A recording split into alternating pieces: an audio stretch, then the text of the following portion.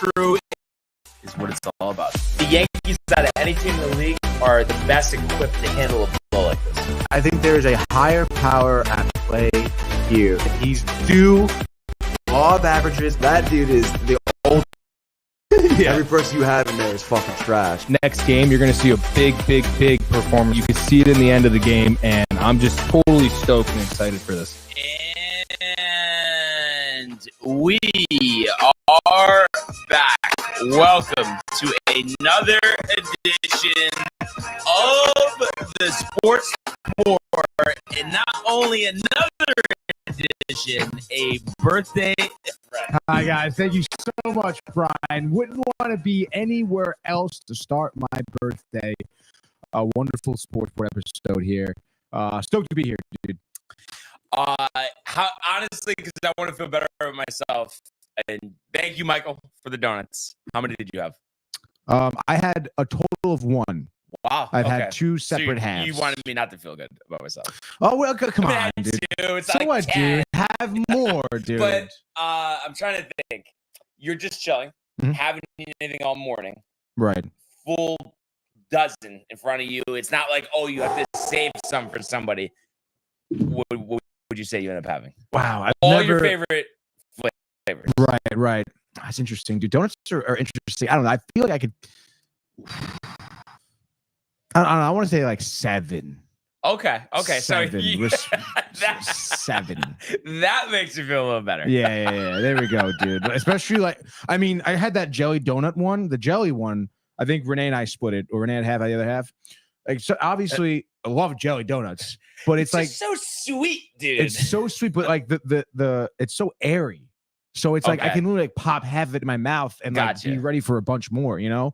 Obviously, you have to talk a glaze, a little thicker, stuff like that. But still, I think 7. Like, it obviously, I mean, I don't know if there were some before, but they're not here in front of me. What about the proverbial French cruller? Tony? Oh, wow. Dude, talk about something that's airy. You can just house it, dude. So good. It's interesting though. I feel like the one from Staten Island is a little different. Like, I feel like not like meaning like better, but I'm saying different. I feel like it's not as airy versus like if you were to get it at like Donut Inn or Dunkin' I mean, Donuts. Obviously, I grew up getting the crullers at Dunkin' Donuts, to be honest, and those are like paper thin. Yes, you know, that's what I was thinking. No. So I think it's just because it's like a more of a bakery. You know, maybe that's just how the traditional Krella is made. You know, a little thicker. Yeah. So obviously, all good stuff. For sure. Everyone. Favorite one. I mean, we were just kind of talking about it. I mean, Boston cream. Wow. But I was telling you, I think last week, glazed stick. Right, the glazed stick. That probably actually is above like a really good glazed stick, chocolate glazed stick. Interesting. The jelly one as well. Jelly stick. Powdered jelly. Yeah. Yeah, but now we're not talking about donuts, though. We're talking about sticks. I feel like, is there, besides the shape, it's the same thing, is it not? Oh, yeah. That probably, ingredients. No, right? it probably was literally the same thing, I'm sure. Yeah. So that's kind of my thoughts. And Bavarian kind of curious, different perspective. Also, if anybody here, wants to comment, we'll get to those in a second. On the but donuts? Full dozen in front of you. Favorite flavors, empty stomach. How many would you have? Zach, same question for you. Which one you got? How many would I have? Yeah. In one sitting? Mm-hmm. Probably like 2 or 3. Really? I'm a big Boston cream guy too. So. Yeah. Okay. Yeah. No, that like growing up, that was always my really one Boston. I think I did more Bavarian cream with the powdered sugar on it. But I think those are sometimes the powdered sugar is too much of a mess. Yeah. Get it all over yourself. No, that is annoying. Wipe it on your shirt. You know what I mean? Shirt. I feel like it's like it just made me think about this because I feel like I do this maybe not so much with donuts, but sometimes like with like a breakfast sandwich or whatever. I feel like it's just hard to eat in the car and not make a mess. Yeah. Like impossible, basically. I'm not gonna lie, I hate eating in my car. Yeah. And sometimes you have to do it. Road trip, you're working on the road, whatever, dude. But there, obviously, especially something like that, the donuts. Oh my god, if it's a jelly filled or a cream filled, I mean, how am I not getting it on myself in the car? Exactly. Oh, so eating while driving is the number one cause of accidents? No way. Yeah, dude. No way. Swear to God. How is that above texting? Look it up. You look it up.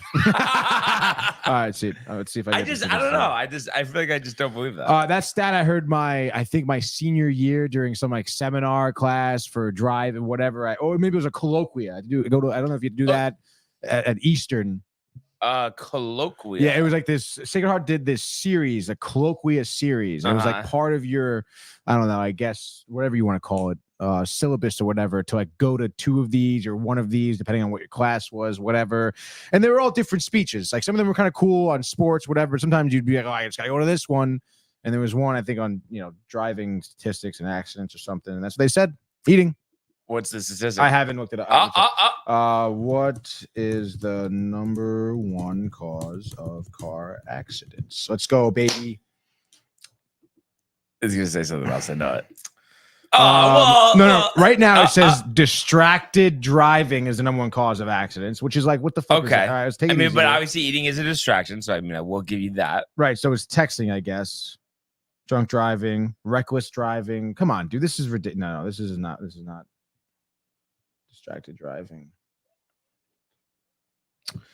Driving under the influence. That's not it.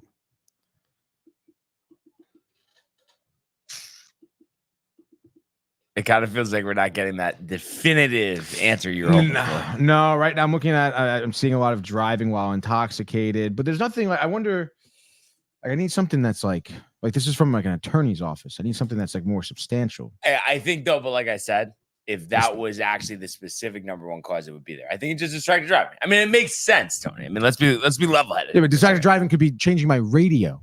Right. But I'm saying it's grouped, eating specifically, not number 1, because I feel like a lot of people don't want to do it for the reasons that we just said about making a mess. Don't make a mess. A lot of people have to do it though. Yeah, some people have to do it. You're right. A lot of people have to do it. But I am kind of interested to see what everyone else has to say. I believe we have a lot of comments. Oh yeah. If we want to get to those. Zach's all over that third day producing. Wow, that's big. Yeah. The big 3. Zach, you can feel free to read them off, dude. Okay. Let's do it. Let's bring some energy. Matthew Gabriel says, come on.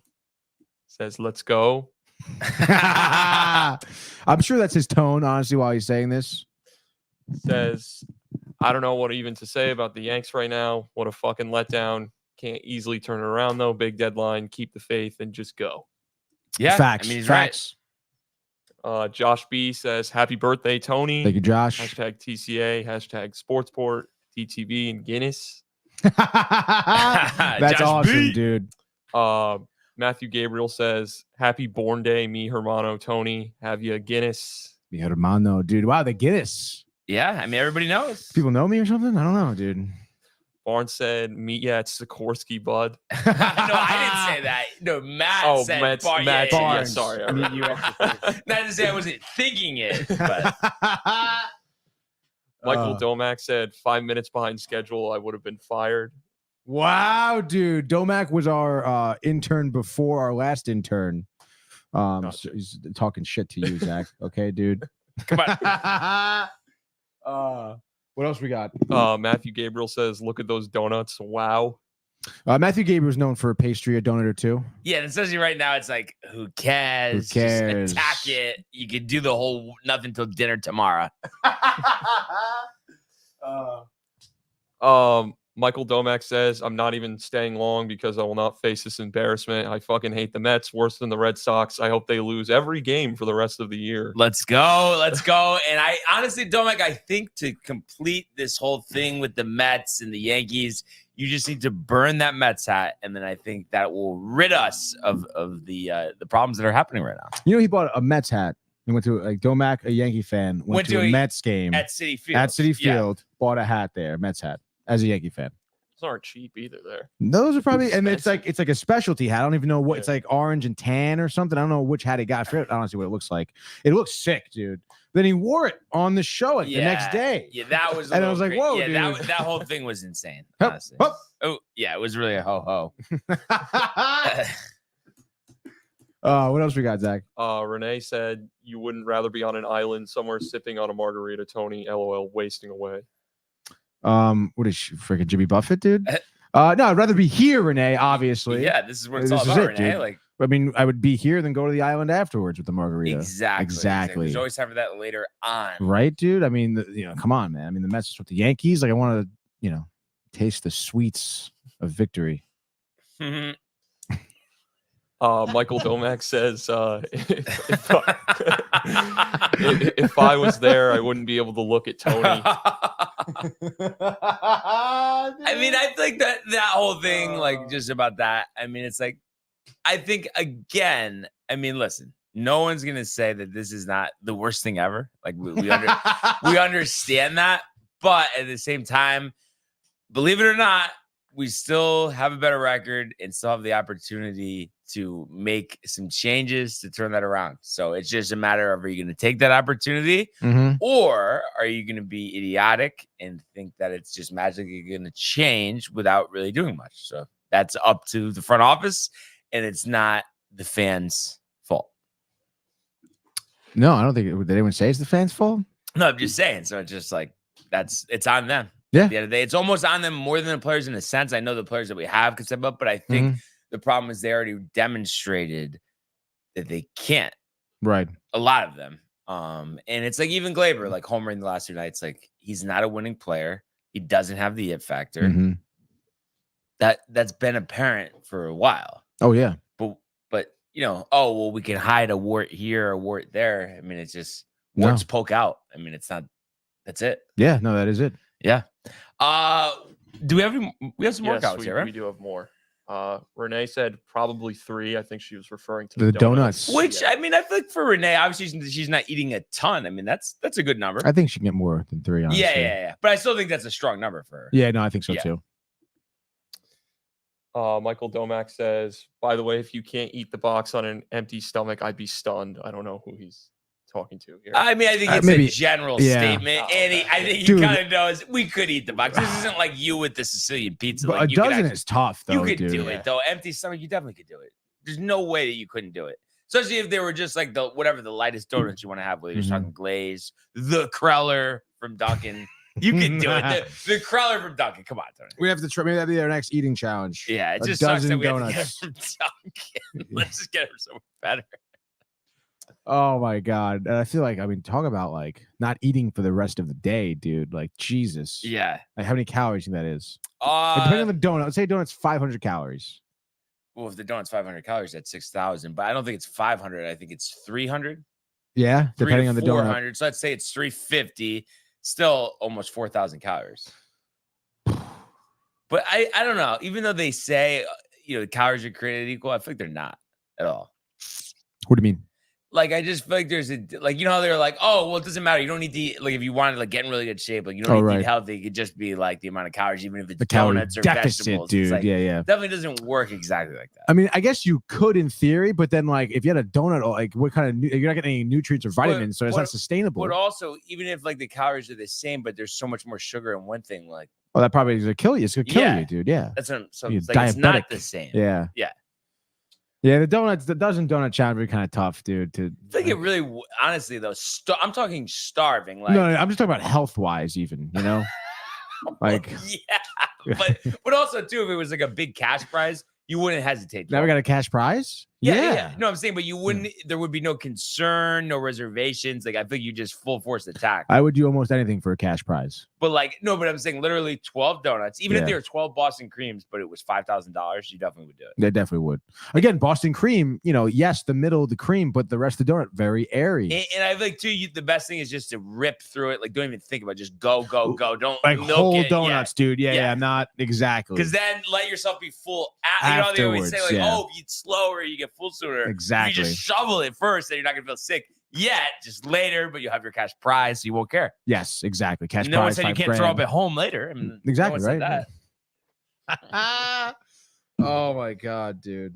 All right, so let's set this up. $5,000. We need a donation. We need someone to sponsor the event. Give us $5,000 for the cash prize. What else we got, Zach? Michael Domack said, Renee, I'm stunned. Renee said, I like to enjoy my sweets in all caps. We know that. Michael Domack said, Renee, I promise I enjoy them.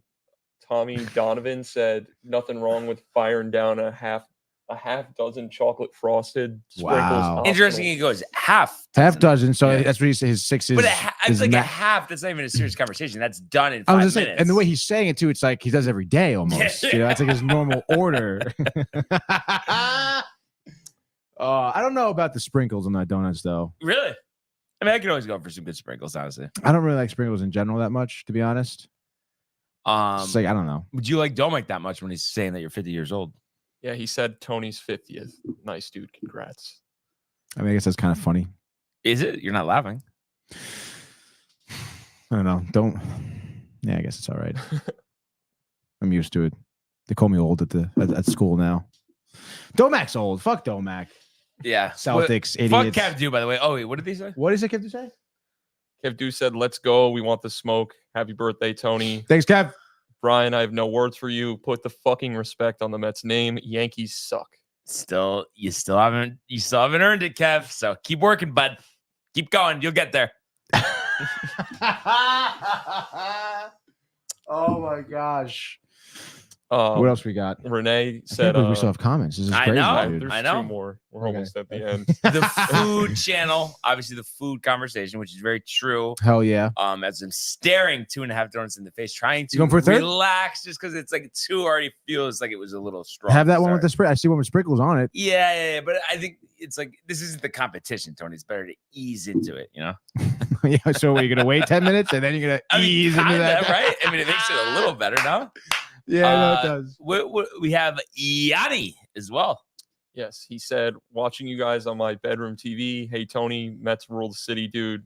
And you would do almost anything for a cash prize. LMFAO. Okay, I hear you. This is when Tony does his serious face. He goes, yes, anything. That's right, dude. Anything. That's dope, Lonnie. We're on the big screen in the room. Let's go, dude. Yeah, you love to see it, love to hear it. And it's nice that we don't have to jump right into the disaster that was last night at Yankee Stadium. You can really ease into it, dude. Golf. I want to know, Tony, have you checked the standings for both tournaments? Full transparency. Haven't looked. You've no idea. You have no idea what happened to Patrick Harrington this morning. No, at Carnoustie. No, what happened? So I will double check, but I did check, and it was funny. No. Everything's good. He's in contention. But I believe yesterday you said that KJ Choi has ice in his veins. Looking at the picture, yeah, -3. Your co-leader. Wow. So Choi at 3 under. We have Patrick Harrington firing a 1 under round, which at an Open Championship. Clearly the course, playing hard this morning. That's a pretty good score. He only finds himself 2 shots back here. I did also notice, I will double check this as well, but I believe John Daly has withdrawn. So I'm guessing that knee still acting up, and he probably, wants a nice weekend of drinking and cigarettes, maybe a couple pies, Tony. It's kind of a shame, though. It is kind of a shame. But KJ Choi co-leading with Peter Baker, the Englishman, and Richard Green. So they all shot 79. Tied with Harrington in 4th. Peter Lowry, the fellow Irishman, and Steven Alker, who's had a successful stint on the Champions Tour up to this point. And how about sneaking into the top 10, tied for 9th with last year's champ, Alex Sajeka, is Angel Cabrera, Tony. Stop it. So having no trouble adjusting back to regular life here. +1. He finds himself 4 strokes back. I mean, all things considered, pretty impressive for him to find himself in that position on a tough course like Carnoustie. And hell? Yeah. Yeah, I would say so, dude. Again, you talk about adjusting back to normal life. Do you know when he got out of prison? I want to say it was like in the fall. Oh, okay. So I guess he's been out for a little while now, but still, dude, that's great. I guess tremendous story. I guess. How do you feel about it? It was a domestic thing, right? Yeah. You don't know the ins and the outs, right? But I just meant more the fact. Who knows about that? But just coming from that situation to compete at it, and he's in his 50s. That's not easy to just get right back into it and compete with the top golfers on the Champions Tour. Yeah, no, certainly not. So yeah, you'll have to see it. Obviously, great competitive field here, huh, Brian? Yeah. More surprised though that Daly withdrew or that KJ Choi leads. Honestly, as surprising as it does sound, I think it is Daly withdrawing. I don't know. I thought he would maybe go a little bit more of a distance. But like you said, I guess his knee was acting up. Yeah, the knee was acting up. I didn't see an article regarding this, just yet. But I would imagine that was what caused him to withdraw. And it's just crazy. It just seems like it's like something that it's like he knows it's over, but he's just almost Tiger in a way. But he just wants to just keep going. And I don't know if it's with his son playing, if that has anything to do with it, that he's hoping to get an event with him, but he would need a sponsor's exemption, obviously, to get into like a PGA Tour event, because it's like he can't even make it through 4 rounds. Like, yeah, I don't know, it's tough. I mean, I would imagine, with someone, like him, I feel like the reason why he's playing isn't really more so to be competitive. It's just because he just loves to just play. Yeah. Yeah, 100%. Because he hasn't been competitive. He's probably not going to be competitive. But I don't know. Where's his son at right now? I think he's played in like not low amateurs, but just amateur tournaments. I know he was at Arkansas too. I think he was playing golf where John played. But I did see too, Charlie Woods missed the cut at the Amateur US Open too. Really struggled, but it's crazy because I thought I'd heard he had won tournaments and stuff, but who knows what level of competition, what course. True. But I saw it was like, he's shooting 80 or something. Like, it's like, he's younger, obviously has time, but I think it's just tough when you have those expectations, Yeah, dude. I mean, you definitely have a lot of high expectations for that kid. I mean, Jesus, Murphy. Probably like the highest out of, I feel like, almost any kid probably to enter a sport, I feel. So I do see an article here on John Daly Jr. He's headed to Hazeltine, who has hosted U.S. Opens before, for the Amateur U.S. Open.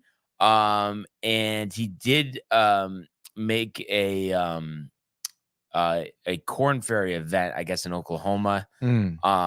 So, he missed the cut, but that he's got to play that. And trying to see how old he is, but I want to say he's like 18, 19 years old. I can't be as a son. 21 years old. So wow. Obviously, as our buddy Mr. Boone would say, all right in front of him, Tony, at that age, right? I mean, yeah, dude. I mean, you really do have it all laid out. I wonder, John Daly's ex-wife. I think he's been married. It's three times. Really? 3 or 4. Oh wow, love triangle details. Oh gosh. We can have a separate show for that.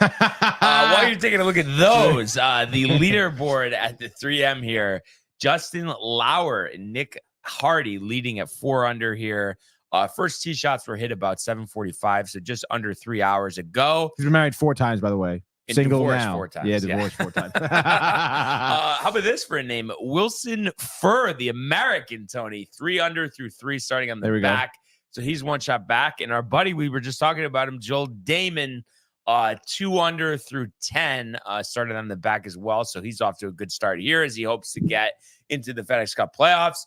My selection here, Tony Finau, 2 under through 7, also starting on the back, as well as Sahith Theegala, 2 under through 7, starting on the back. Mackenzie Hughes is 2 under. KH Lee is 2 under. Gary Woodland is 2 under. So you have a slew of golfers there at 2 under, tied for 4th.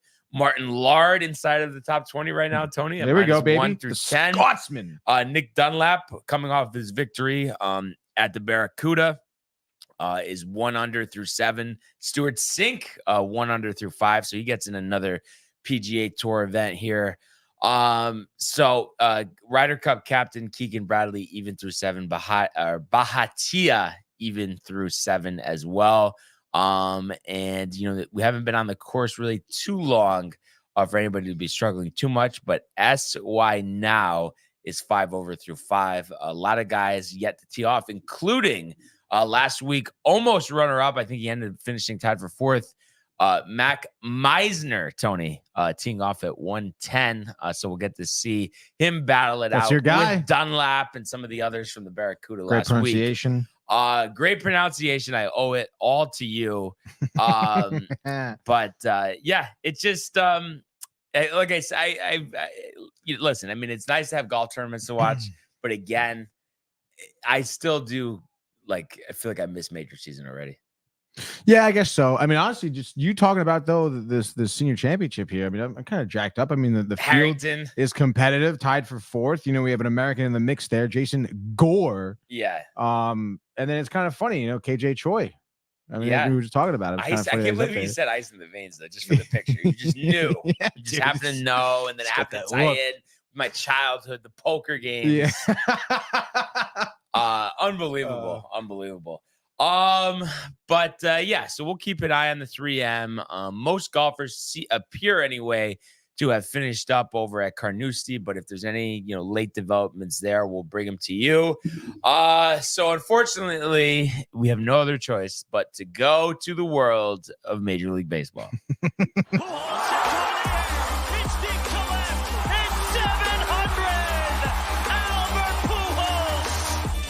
What a play!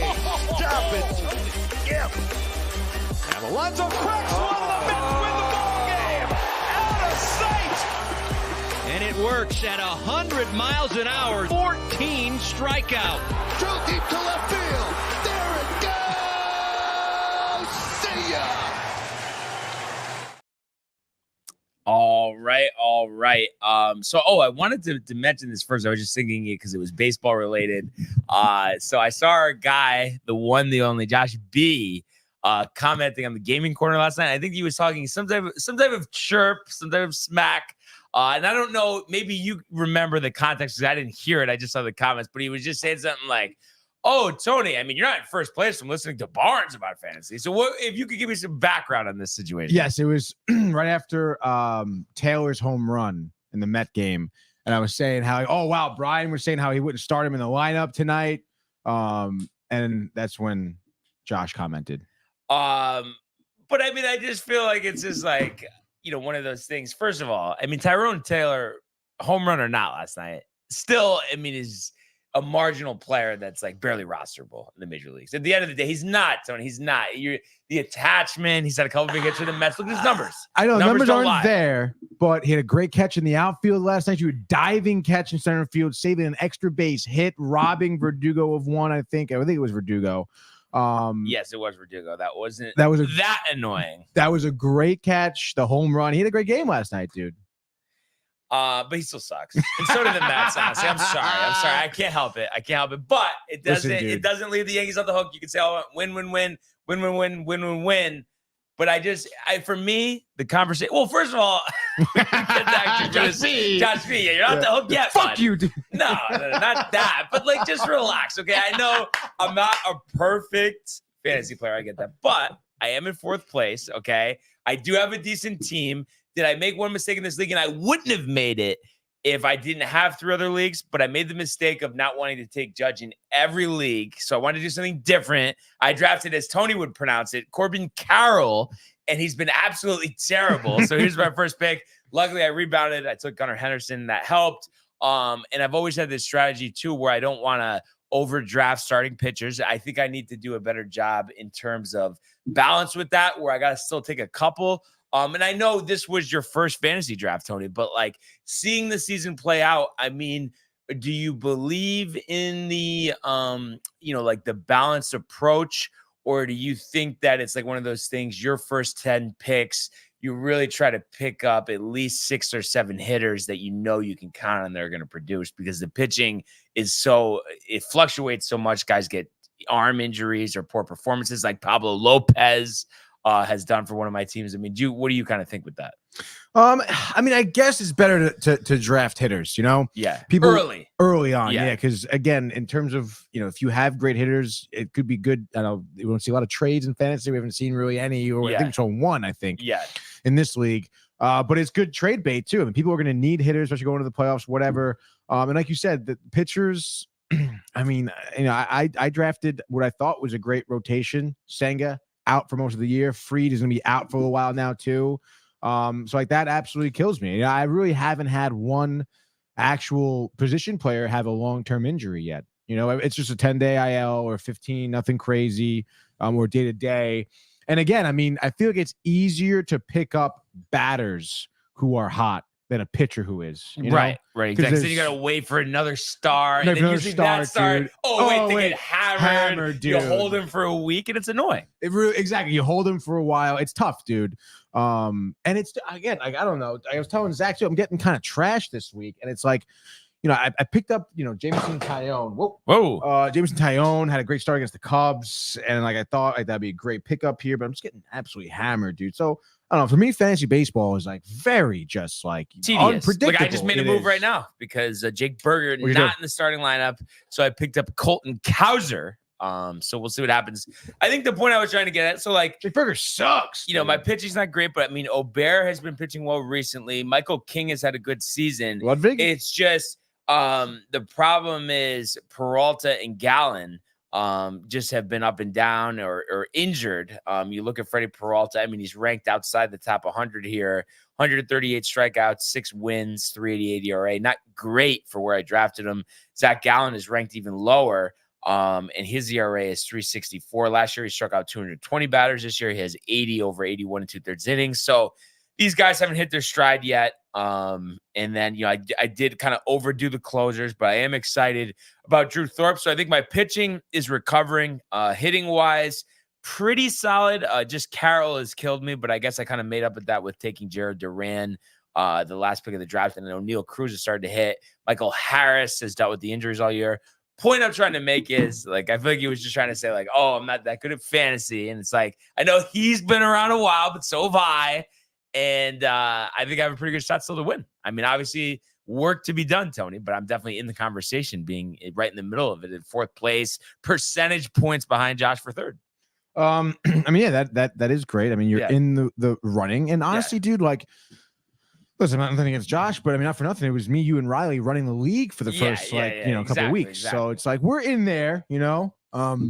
Just almost not to use this term, but I think I just wanted a little more respect of the name. Also, but I feel like Josh also feels good because he's been on a little bit of a stretch. He has, really well. But that's when you don't get on your high horse too much because there is always the other side of it. It kind of is a good parallel for the Mets, to be honest. I don't know what you're talking about.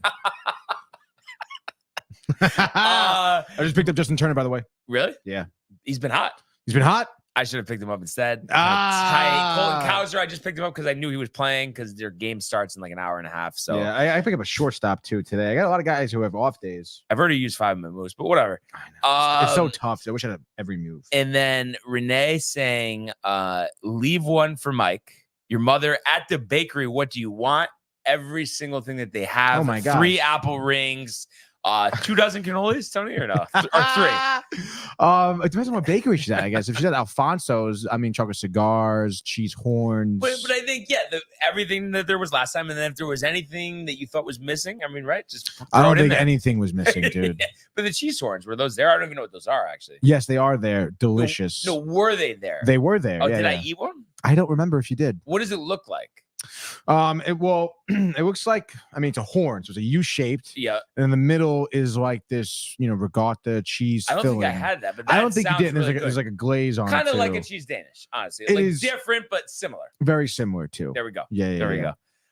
So yeah, looking forward to that. And Bernie says, "What up, fellas? Let's go, Bernie, dude. Happy birthday, Tony. Oh, thanks, Bernie. God bless. Enjoy your day.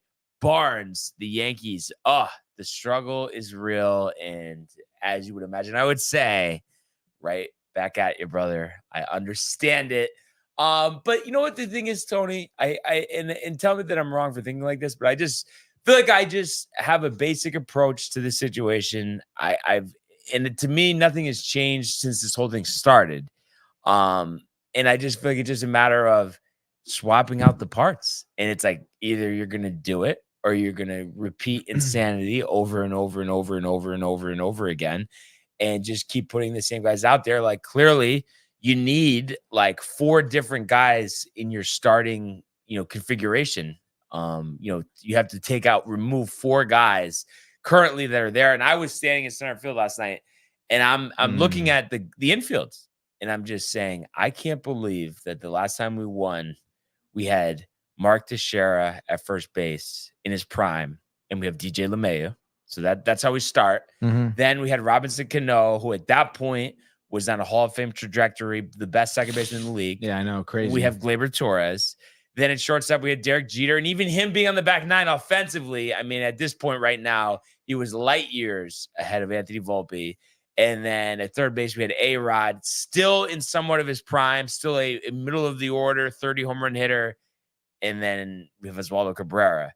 So, I mean, I think just doing that comparison just says it all to me. And it's like, you win with stars, you win with talented players, and we're fortunate enough to have two of those, but you can't have dead ends at the other positions. I mean, that's what it is. You have to change that. None of these guys are turning it around. And it's like, you think it's going to be a good idea just because, oh, well, we can't really get anything good for Gleyber, so we're just going to bet on turning around. That's not the right idea. And even though he's been hot, and I already said this, but he's a losing player. He's not a winning player. He's not going to do those small things that are going to make the difference in you winning or losing. So you're just wasting your time by continuing to run him out there. So you have to change that. If you don't change it, nothing else is going to change. I mean, is there anything else that I'm missing here? I mean, no, I mean, like you said, there has to be some type of movement. I mean, that's what all the best teams do. I mean, every team struggles. It's about how you pivot and where you go to. Staying stagnant, never good. But I mean, I don't know. At this point, Brian, do you think it literally is, other than Judge and Soto, like it's almost everything's up for grabs? Yeah. Like, are you going to be betting on Volpe bouncing back, or are you ready to like put someone else at short? No, you know what it is? I think we need to ride out what Wells and Volpe are going to do, good or bad, the rest of the season. So I don't want to do anything there, but it's just everything else. So like, you can live with that. You expect good things. Wells and Volpe at times have shown signs. Wells' productivity, going back the last couple of weeks, has been good. So, and Volpe as well, even though he didn't play well last night. So you're keeping, obviously, lineup. You're looking at Judge, Soto, Volpe, Wells, Eric gone. I don't care about.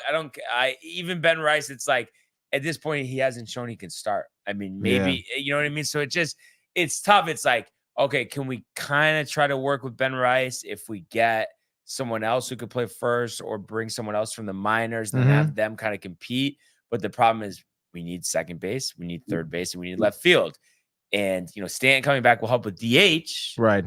But it's like, when is Dominguez going to come back? Is it going to be middle September, or is it going to be in a couple weeks? And it's like, I think too, it's like, because time is the essence, you kind of have to move along these timelines. And Aaron Boone yesterday, they were asking him about Stanton before the game, and he was saying that, like, while he's not ruling him out for Boston, he's not expecting it.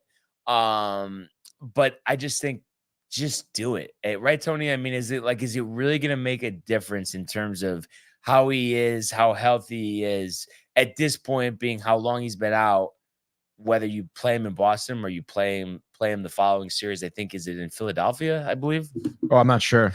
I'll double check, but right or no? I mean, at this point, he's been out for time. He's doing running drills. He's taking BP. I mean, what is going to change from now and then? Could you tell me, or nothing? Right? I mean, does it? If it was up to you, I'm saying, wouldn't you just say, okay, like, we're thinking about maybe doing a rehab game, let's just play him in the majors instead? Yeah.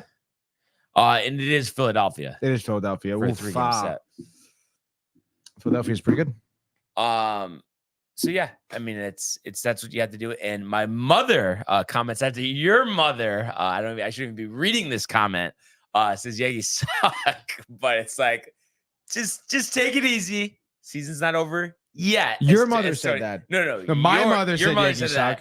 My mother says, Brian, what a disaster. How are you today? I just tuned in. What happened last night? And we've been talking about this a lot recently. I mean, it's very basic. You can't score, you can't win. And yes, did the pitching implode and let up 12 runs? Yes, but I'm pretty sure, and the numbers might have changed slightly. But last I had looked, when I was at the game before I just stopped watching the last inning or two, it was like 1 for 8 with runners in scoring position, and 9 left on base, or 10 left on base. Mm-hmm. I mean, there it is. I mean, every time there's 2 outs, you have runners on. Yeah. You can't make out every time. Like, there's no secret there. It's like, that's how you lose. Yeah. I think, Zach, you said the stat before, right? For the whole series, they were what with runners in position? It was when it was all said and done, I think they were 3-31. Yeah. Position, so I mean, that's brutal. You can't be doing that. And like, one of the times too, it was like, the bases were loaded, but it's like, one guy got in an error, one guy got hit by pitch, and one guy walked. Yeah. And then what do you know? We couldn't get a single So I mean that's what it is, Tony. I mean, you have to get guys that can hit with runners in scoring position. I mean, there's no big mystery like what's this, what's that. That's what it is. And it's like, I know it's a lot to add 3 or 4 different starters, but at the very least, I mean, wouldn't you agree? Like, if you want to be serious, like you need a new second and third baseman at the very least. Yeah, I mean, I know Torres actually hit really well this series, but like you said, it's the mental error. Yeah, it's just you can't lack of drive. He's a total liability. Yeah, he's absolute liability no matter where he is in the field or in the lineup. I don't care if he's leadoff, batting ninth, whatever, dude. He's a liability. And you got to get rid of him at the very least, dude. No, he's not a leader, at least as far as I know. He doesn't lead by example with the way he plays, the way he loafs, the errors that he makes. Right. Doesn't really seem to be like he's a, jacking up other players type of guy, like amping people up or offering anything. What does he have to offer? Yeah, no, exactly. And that's why, again, and this goes back so long, but we've talked about numerous times about how a computer doesn't tell the story. Right. So it's like, even though the analytics would say Gleyber Torres the last 2 weeks has been one of the better hitting second basemen, for what though? You know what I mean? It's like, it's deeper than that. So that's what it is. You need more winning players, more it players, more contact players. And then my mom asked about Cole's pitching last night. Yeah, I mean, obviously, and I was looking at the graphs too. 2 of the home runs, the pitches were grooved right down the middle. Mm-hmm. You can't miss with location. These are professional hitters. They're gonna hit those pitches. So I mean, that's it. I mean, he didn't do great, but again, I can't, even though the pitching really has not been good. I mean, sure, you've had some good starts here and there, but overall, it's been a struggle to coincide with the struggling offense. Mm-hmm. But your offense at the end of the day is giving you no chance. I mean, I know Cole's going to be okay. I know he made some mistakes last night. It didn't pitch well against them. But it's about your offense. You can worry about the pitching all you want. Offense has to be the priority. Pitching, you can figure out. Do you think it's more likely that the pitchers you guys have now will figure it out, or the lineup figure it out offensively? The pitching. Definitely. You really think so? LeMahieu's not figuring out. I mean, it's like you could it's like you could. Well, I'm just the way you're talking about this lineup is you have like 4 or 5 guys set, basically, is what you're telling me. You have it's like you have a lot of holes that you want to fill here. You're not gonna be able to fill all those holes at deadline. You're gonna be able to fill a bullpen arm as well. On top of that, the thing is though, it's like, so you had 2 guys, but then you get Dominguez and Stanton. Then you have a lineup. That's what you need at the end. Whatever.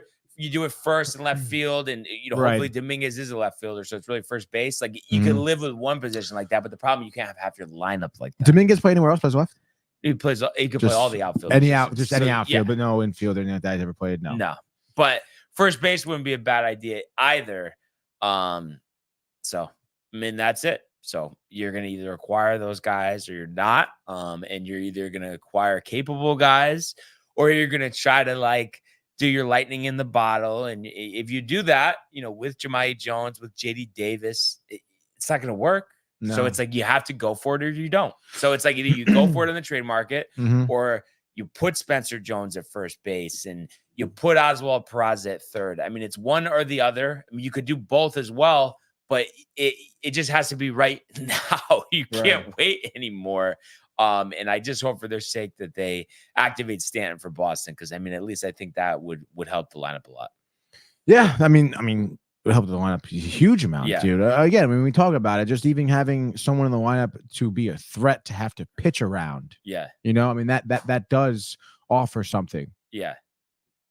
So I mean, on my end, Tony, I mean, as Matt would say, in regards to the game last night, I'm all set. How was he at the game? How was the game? I mean, was it really no, honestly, well, the only thing that I would say was going good. Into the game. No, going into the game was good. We tried this place, Frankie's, Arthur Ave, first time. Mario's closed vacation. Otherwise, we would have went there. Wow. So wanted to try Frankie's. Great. Got some good appetizers. What did we get? The rollatini, a Greek salad with grilled shrimp, calamari, and then we each got the penne vodka with breaded chicken and burrata. Unbelievable. Oh my Finish God, off with the cappuccino and the tiramisu. Limited dessert menu, but very good. The bread was great. So it was just an absolute feast. It was all good. Get to the stadium, get there just in time for first pitch. The whole thing where, private event, you can't go to the standing area until 7:05, whatever. Really? Darted right over. Literally had the perfect center field standing spot in terms of directly, like right in line with the picture. Perfect view, not obstructed. But the only problem is can't really get up, lose your spot. So we stayed there the whole game. But then once it was out of control, we're like, okay, let's go get food. Or when'd you leave? I think it was like the 7th. Like we didn't leave the game. No, we didn't leave the game till like the bottom of the 8th, top of the 9th. Mm-hmm. So yeah. But yeah, I mean, it was just like, wow, I can't believe this is happening. Game got off to a good start. Glaber, but then Cole makes those mistakes, and then just seeing time and time again, every time those situations came up with 2 outs, with runners in scoring position, with bases loaded, we were both saying, like, we just knew in the back of our minds, like, they're not going to come through because they just keep doing this every time. It doesn't change, and they need to change that. And it's like out of thin air, it's not going to change. Like they need help. Like that's it. Like there's not, you know what I mean? There's not, what's the question? Like, you know what I mean? I mean, I don't know, dude. Like, is there anything within the lineup that someone can change to be better? I mean, not for nothing. I'm going to use Lindor as an example here. Obviously, worst start to the season he's ever had in his career. He's got 21 home runs, 20 stolen bags now. Like, he's been, talk about like an out of nowhere turnaround. I mean, that guy, I think, is an example of one. And he's been on a pace that's just been absolutely ridiculous. Yeah. But the thing is, so like Glaber, like for instance, he's been hitting well at the leadoff spot. But it's like, even if he does hit well, I don't know if it's worth it because of what he's going to do in key situations down the stretch. So could he have a good offensive stretch? Yes. But I don't want him to make base running mistakes, swing at bad pitches, make errors in the field. I don't want to have to deal with it. So I know he could hit better, and he probably will if we unfortunately have to keep him. But that's not the right move. That's the problem. LeMahieu, there's nothing to work with. Oswaldo Cabrera, he's shown that he's nothing. He's not a special player. Verdugo always wears down as the season goes on. So why now is he going to have an August where he hits 350? Like, why would that happen now? JD Davis? You know what I mean? Like the A's and the Mets got rid of him for a reason, Tony. I mean, it's brutal. Yeah, I don't even know why he's on the Yankees. Yeah, and it's like, again, we talked about this yesterday, and I'll have to ask the guys. You know, at Bar A, it's just like I think it's just for Cashman to feel better about himself, to find diamonds are off. I don't know. It just doesn't make any sense. Worried about the farm not being ready, but it doesn't make any sense. So that's really it. And then my mom says all about the food also. True. And then also too, and I know he kind of acts at the direction of the organization, you know, whatever, Tony. But Boone with the press conference, I mean, it just keeps getting worse and worse. And I just don't understand, like, from a strategical standpoint, why, anybody would ever think that having your manager up there acting like he's annoyed, he's tight, he's complaining, saying it's all right in front of us. It's like, that's just a complete embarrassment. And it's like, nobody wants to see that. So it's like, I know there's not much he could do, but he's making it worse by doing that. What's up, Renee? I have breaking news. What's breaking news? The breaking news is, how would you guys feel about doing a live sports report show tomorrow at Bar A? I mean, we were just talking about this yesterday. We would 100% do it. Well, it's a go. So we're doing it. We are doing it in the Cabana. The Cabana. Yes. We have power and Wi-Fi. We have Wi-Fi. We have Wi-Fi and power. Oh, okay. You're worried that it's not hardwired? Problem? Yeah. Not going to work. Is anything but a hardwire? I mean, I'm sure there's an extension. Yeah. Somewhere. Maybe. No, I don't know. We'll bring our stuff just in case. But very exciting stuff, you know? Sports work going to Bar A. And I feel like, though, and I think either way, we're going to do it. Like, we're doing it. Yeah. They can't not have strong Wi-Fi. Tony's question it. You see it on his face. But I think at the very least, Tony, and honestly, if there's really that much of a problem with the connection, I think we just do Instagram Live or something. Oh, yeah. Yeah. I mean, at the very least, we have to do it. Yeah. We have to do it. But I think we're going to be able to do it. I think. We're not going to set up the entire setup. No, I'm saying let's do it. I was just going off Tony's face, honestly. No, we're doing it. No. We got to do it. Really, the Wi-Fi is really going to be a problem? I have no idea. Oh, okay. What was the look, though? Well, it's just, I'm always, trepidatious about the Wi-Fi. But they have strong Wi-Fi. It's prime. I mean, again, we have the equipment. We can run a hard wire if it's available. Yes. And why wouldn't it be available? I just don't know. I don't know. It's a bar. Bars are always like wild cards, dude. But they know us. We know Dog. We know Dog. We will know Dog. You know Dog. I don't. He probably doesn't remember me. He probably heard my name twice. Oh, Donnie, how you doing, Dog? Michael saying, dude, no matter what, I don't care what Tony says or thinks, even if it's his birthday. Yeah, so we're doing it. Let's go. Yeah, we gotta do it. Let's go. Pumped. That honestly is gonna be awesome. Yes, it's gonna be great, dude. But yeah, so what do you want to add? I mean, I know, you're riled, the homers, Lindor, Alonso, Tyrone Taylor. Who hit the grand slam? It wasn't Taylor. Jeez, I don't know. It wasn't Alonso. Wait, was it Lindor's second home run? Was that the grand slam? He hit 2 home runs. Hit 2 home runs I last was night. not Yes. watching when he hit the grand slam. I heard it from the concession stands. So, I mean, dude, you obviously you're pretty excited. I don't want to obviously again twist the knife any deeper here, but 12 runs, Garrett Cole was the Yankees ace. Manaea, again, it's like I've said this a million times through any start. Those pitchers, Manaea, Quintana, Peterson, it's maybe they're doing well through the first 3 innings, but they're those type of pitchers where it's at any moment it could all they could give up a long run. They could give up a couple of hits, and it's someone's in the game. So it's you're sitting there. It's 3-2. The bats are kind of coming along for the Mets. You're still kind of nervous. So obviously Zach said too, with this freaking, with having a 1-run, 2-run lead, having it 6-3, 6-2, you're still on edge, dude. Right. So nonetheless, having that 8th inning, the huge, obviously blow up inning there for the bullpen of the Yankees, you're pretty hyped for that. Obviously, Manaea labors through for you. You said it yesterday. He's your 5-inning guy. Gets through 4 2/3. Ottavino was trotted out there for an out. And he, barely, honestly, kind of ruined it even there. Young came in. Hauser came in the 9th at that point. Didn't really matter. I want to waste Diaz. So, I mean, you got to be super happy. Obviously, I mentioned Lindor too, the 3 for 6 last night with the 2 home runs. Alonso had a big home run. You're happy for Alonso, I guess. It was a timely home run too. It was something that, put the Mets ahead. I think at that point it was 4-2, I think was his home run.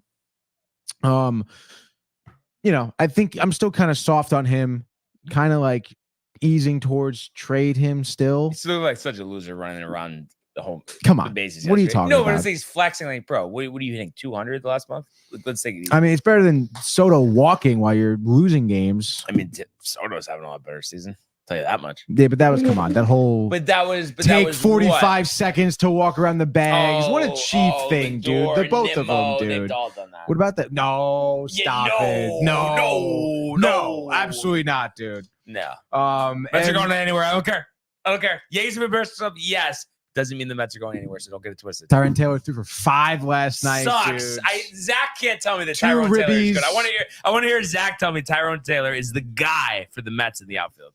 I think that he obviously had the game of his life last night, but I mean, is it sustainable? Probably not. No. I would like to That's like Tony saying that Jose Iglesias is going to batting title. It's not going to happen, Tony. He was batting 1 for 4 last night. 381 right now. 4. That average is going to be sub 250 in 2 weeks. Stop it. Sub 250 in 2 weeks is probably as bad as your 10 wins in the next 30 games. Can't wait till that happens. Regardless, dude. Taylor, again, for someone like me, I've been preaching all season, get good outfielders. Taylor's been doing really well in the outfield. I mean, throwing him at center field, you could obviously never do that with Marte. Yeah. Marte being injured, I think, is a godsend right now. Because talk about a liability in the outfield and someone who, home run every so often, don't care about him. So you're hyped. JD Martinez had a good night, 2 for 5 as well. He's been on a pace that's been kind of crazy too. Vientos hit really well. Again, everyone was hitting well, dude. So the entire lineup had hits besides Nimmo, which was awesome. And then, your bullpen did hold it down, not for nothing. Again, you could say no pressure in the world, but regardless, I think what the Mets have done this series too, at least these 2 games together, I don't think they really did it, honestly, the first Subway Series this year. But I don't know, pitching very trepidatiously, dude. And I know even Zach was saying some of the Yankee fans tight, Judge getting walked 4 times. What the hell is that? I mean, that's just what's going to happen. I mean, I think it's a smart strategy. I think Mendoza has been really killing it as a manager, dude. Zach and I talked about for the show, even I think where it really started to show that Mendoza kind of knows what he's doing a little bit is when Alvarez went down. They worked hard to get Torrens in there. They got Nito out of there, Narvaez out of there. Torrens contributes to the lineup. And then ever since then, the way Mendoza handles the bullpen, knows Ottavino is a fucking bum, gives him an out with no leash. Like there's no second guessing for some of his decisions. The guy has been decisive. Some decisions obviously haven't worked out, but I would say most of them have, which has been great. I really do want to tip my cap to Mendoza. I think he's been a really good manager, and I think that's probably a reason why the turnaround for the Mets too. I mean, you got to point to leadership. I know Lindor, the players only. I mean, Mendoza allows leaders like that to flourish, and I think that's why Mendoza's been a pretty solid manager this year for the Mets. And I think that was a storyline that really hasn't been touched, I don't think, by anyone. Was the fact that it was Mendoza versus Boone, these Subway Series. Maybe the first Subway Series, I don't remember exactly. I was telling Zach, too, I think the broadcast, even for game one, they were focused on more Severino with the fucking group chat. Yeah. And it's like, I don't know, dude. But it's cool to see, the Boone-Mendoza matchup. And like I said, I think Mendoza's been great. So that's something that you're hyped for. You're 53-48 now, 53-48. You're 5 games over 500. You're in the wild card spot. Other teams are struggling. The Mets seem to be opening something up right now. Again, I was talking to Josh this morning. You do tread lightly. We've seen this thing before where the bottom does fall out at some point. But obviously right now the ride is going really well for the Mets. You want to, enjoy it as much as you can. Get the Braves coming up now, today, actually. Chris Sale's pitching today because the rain out yesterday, which obviously does not help the Mets. But nonetheless, you want to see what you can do against the Braves, see what the deadline looks like. And I don't want to get ahead of myself here, but we talked about it yesterday. Brian doesn't think so. It could be possible that the Mets reach 80 wins. And, dare I say, we saw an Arizona Diamondbacks team with about 85 wins, I think, last season reach the World Series. Yeah, hopefully that doesn't happen. Senga could be coming back. They said as early as Friday, but we've been hearing that for a while now. I feel Senga come back. I think his last rehab start kind of got a little popped, to be honest. But you want to be happy. That guy is supposed to be your ace. So you're adding your ace seemingly at the right time. So we'll see what happens. Yeah. The biggest question is, what do the Mets do with an opportunity? Usually we see how it plays out. Is it different this time? Who knows, right? It could be. Mendoza could be the difference maker, I'm sure man. Mendoza's telling the guys. Carlos Mendoza. Right in front of them. It's just around the corner. We've been having some great at-bats. It's just DJ's right there, looking guys. really good. He hits the ball on the ground 85% of the time, but we really like what we're seeing out of him out there. Unbelievable, dude. So that's it. I'm besides myself. And hopefully we don't embarrass ourselves in Boston. So we will see. And all we have to do to wrap up here is do the quickest baseball frenzy you can imagine. It's already over before it already started. Where's the music, Tony?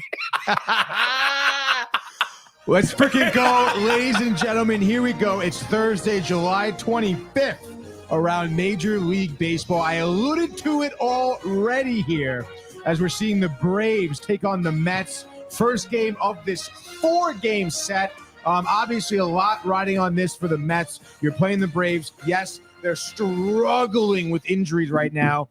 5 notable guys you can talk about out of the Braves lineup. But nonetheless, they're still one of the best teams in baseball, the better teams, I should say, in baseball, the more talented teams, the more experienced team in baseball. And here we go, a matchup here for the ages. Chris Sale getting on the bump tonight to start against Luis Severino. Severino itching for another great start here. He's 7-3 on the year, 3.58, pretty solid. But we know Sale's year he's having 13-3. I mentioned that yesterday. Probably one of the better pitching records around the MLB. 2.7 ERA. Resurging, honestly, with the Braves, as we've seen so many times here. Regular season series is tied at 3 so far. And I think there was a postponed game somewhere in there. That's probably why we're making up one maybe here. I don't even know. Nonetheless, here, your over-under is set 7.5. The Mets are even at home. You love to see that. Braves, 54 wins, by the way. Sneaky bad almost.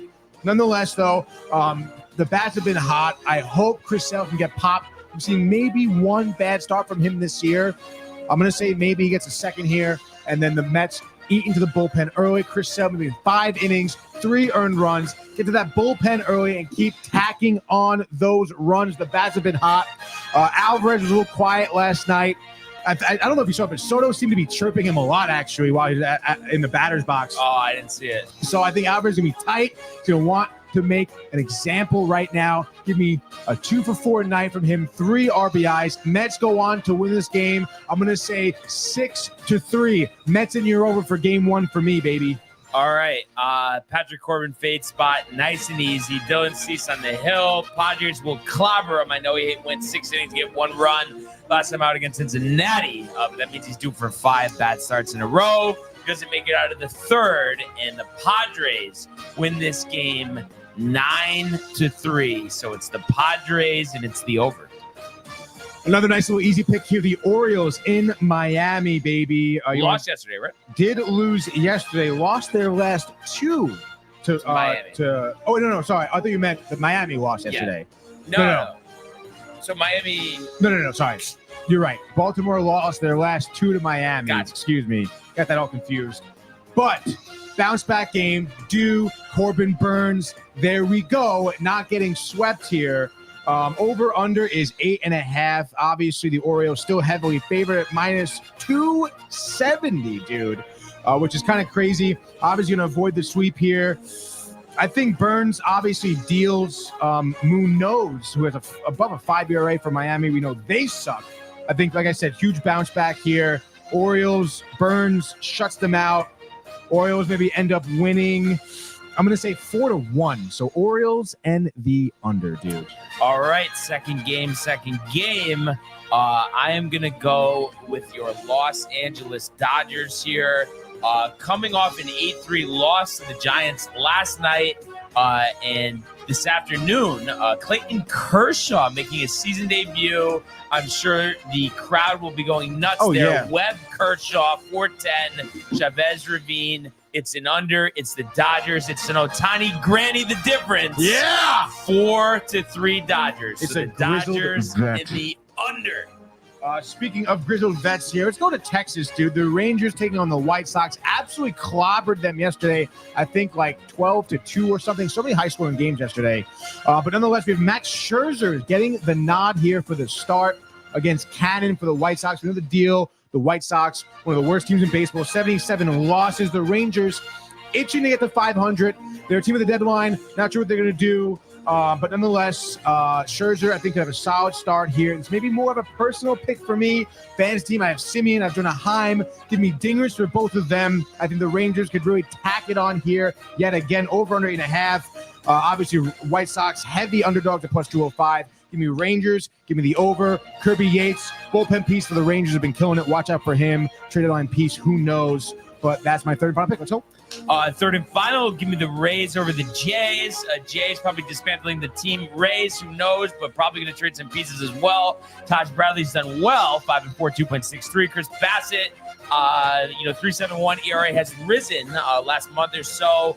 Just don't like the Blue Jays at all. I think they're going to completely sell off. So give me the Rays here. I think a nice, easy 3-1 victory. Rays under, just like that. That is your baseball frenzy. That was a quick one. That was a quick one. Just what a day we have upon us. What a weekend we have upon us. The Bar A show. Tony's already mapping out the Wi-Fi configuration in his head. I know. I got to check some gaff tape. A lot going on, dude. It's going to be sick. A lot going on, but a lot of excitement. So can't wait to do that tomorrow. Tony Finau is now 1 shot back of Lauer at 3 under with Mackenzie Hughes. So Lauer leads 4 under through 12. Finau 3 under through 9. Thigala 3 under through 9. So that's what we have at the 3 a.m. Thigala. And that is what we have today. But another outstanding show. Appreciate everybody who tuned in and continues to comment, like, and subscribe. All of the archives on the YouTube page, Tony, Michael, Renee, and Jane Costume, the merch at downtimetv.com. Want everybody to enjoy the day, enjoy the games, and we will see you mañana. Doesn't even get the Let's Go Mets. Hey guys, Tony here from Downtime TV checking in. I want to thank all our fans out there who's been liking, subscribing, sharing our content. You guys are the best. You guys are our bloodline. You make us love what we do. Thanks again.